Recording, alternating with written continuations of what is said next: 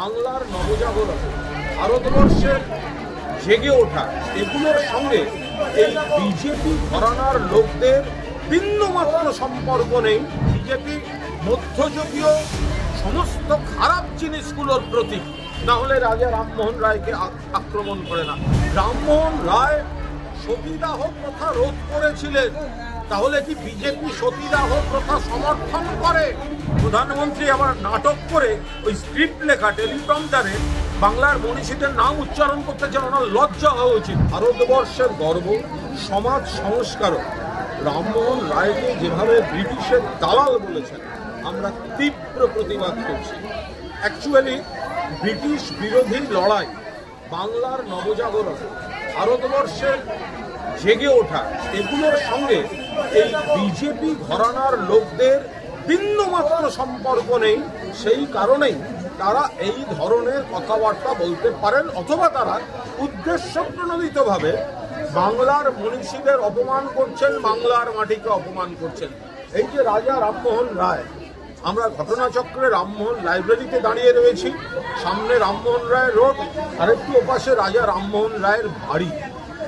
রামমোহন রায় সতীদাহ প্রথা রোধ করেছিলেন, তাহলে কি বিজেপি সতীদাহ প্রথা সমর্থন করে? বিজেপি কি সমর্থন করে যে সতী যদি কেউ কারুর যদি স্বামী মারা যান তাহলে তাকে জীবন্ত চিতায় তোলা হবে? বিজেপি হচ্ছে তার সমর্থক, না হলে রামমোহন রায়কে তারা আক্রমণ করে না।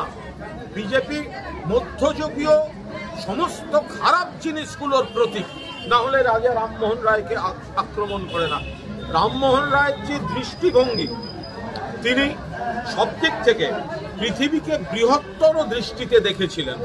ব্রিটিশ থেকে শুরু করে গোটা মানবতা, যে বিভিন্ন জায়গায় মানবতার উপর কোথাও প্রগতি, কোথাও অপশাসন, অত্যাচার, ফলে পৃথিবীটাকে সেইভাবে দেখার জন্য যেখানকার যেটা ভালো প্রগতিশীলতার জন্য কাজে লাগিয়েছেন, যেটা বর্জন করার সেটা বর্জন করিয়েছেন।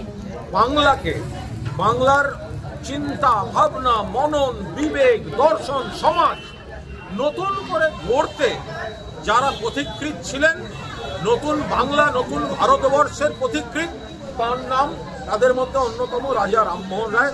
সেই রামমোহন রায়কে বিজেপি আক্রমণ করেছে। এই বিজেপিকে বর্জন করুন, বিজেপির ক্ষমা চাওয়া উচিত। রাজা রামমোহন রায় এবং বাংলার মনীষীদের, কখনো বিদ্যাসাগরকে মূর্তি ভাঙছে, কখনো রাজা রামমোহন রায়কে ব্রিটিশের দালাল বলছে, কখনো রবীন্দ্রনাথ ঠাকুরকে অপমান করছে, তার লেখা উত্তরপ্রদেশের পাঠ্যসূচি বা অন্য কোথাও ওদের জায়গার পাঠ্যসূচি থেকে বাদ দিচ্ছে। একের পর এক ব্যক্তিকে বাংলার তাদের ওরা অত্যন্ত আপত্তিকরভাবে অপমান করছে। আমরা তীব্র নিন্দা করছি। বিজেপির উচিত ক্ষমা চাওয়া। এরপর যদি প্রধানমন্ত্রী আবার নাটক করে ওই স্ক্রিপ্ট লেখা টেলিপ্রম্পটারে বাংলার মনীষীদের নাম উচ্চারণ করতে চান, ওনার লজ্জা হওয়া উচিত। বিজেপির উচিত অবিলম্বে রাজা রামমোহন রায়কে যেভাবে অপমান করা হয়েছে তার জন্য ক্ষমা চাওয়া এবং এই শিক্ষামন্ত্রীকে অবিলম্বে নজিরবিহীন ব্যবস্থা নেওয়া এর বিরুদ্ধে। আর ব্রিটিশের দালাল যদি বলেন, তাহলে দালালটা হচ্ছে বিজেপি।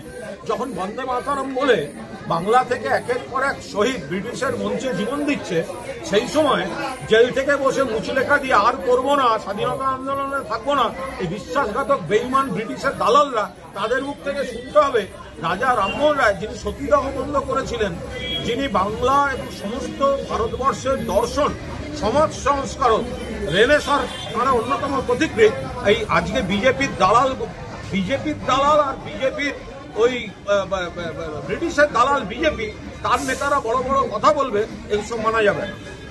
আরো ভালো ভালো খবর দেখতে সাবস্ক্রাইব করুন বাংলা হান্টের ইউটিউব চ্যানেল। বাংলা হান্টের আরো খবর দেখতে নজর রাখুন। বাংলা খবর মানেই বাংলা হান্ট।